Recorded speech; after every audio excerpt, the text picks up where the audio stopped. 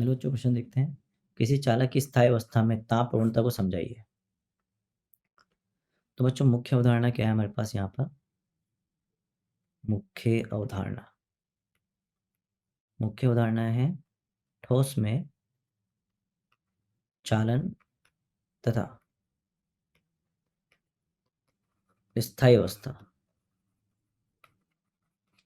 तो बच्चों मान लो ये एक हमारे पास चालक छड़ है,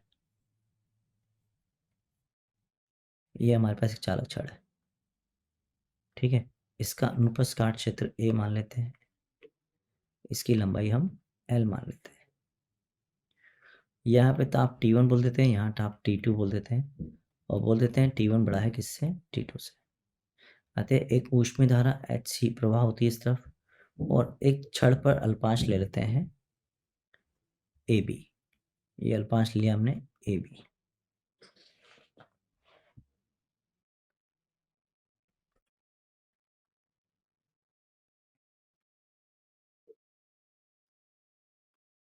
ठीक है,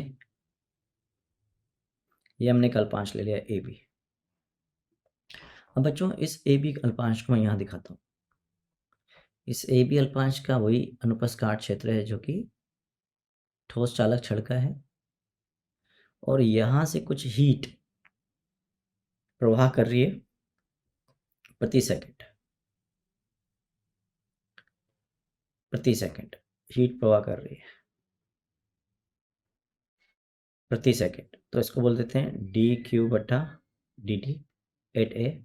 और यहाँ से उतनी हीट और यहाँ से हीट प्रवाह कर रही है, इसको बोलते हैं dQ/dt P। ठीक है, और मान लेते हैं माना अल्पांश का द्रव्यमान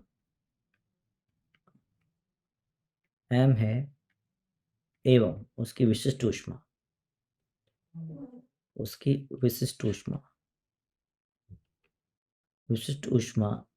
स्मॉल s है।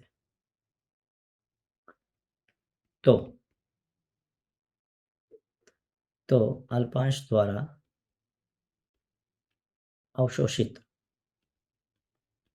अवशोषित ऊष्मा यदि उसका ताप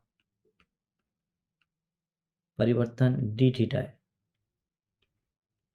ताप परिवर्तन d थीटा है, तो बच्चों क्या हो जाएगा? हम जानते हैं जो कि ऊष्मीय धारा जो होती है, ऊष्मीय धारा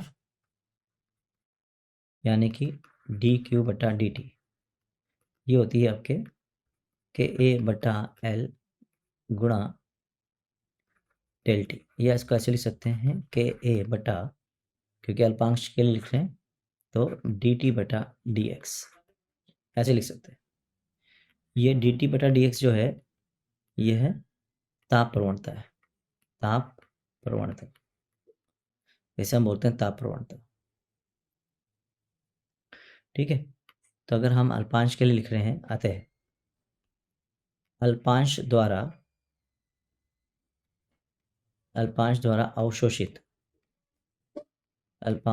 अवशोषित जो ऊष्मा होगी वो हो जाएगी ms d थीटा बटा dt। ये d थीटा बटा dt जो यहाँ पर है, d थीटा बटा dt वो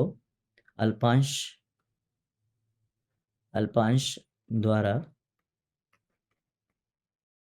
ताप में वृद्धि।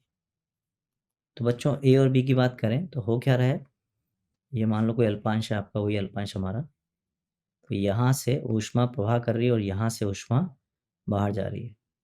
तो अगर ये मान लें कि ये कुछ ऊष्मा को अवशोषित कर रहा है, इसी ऊष्मा को अवशोषित कर रहा है और उसका ताप बढ़ा रहा है, तो हम यहाँ लिख सकते हैं ms d थीटा बटा dt is equal to heat धारा HC1 यहाँ हो जाएगी, HC2 यहाँ हो जाएगी, तो इसको हम लिखेंगे HCA माइनस HCB क्योंकि ये A और B पॉइंट है, तो इसको लिखा जाएगा KA dt/dx A minus dt/dx at B। चूंकि साम्यावस्था में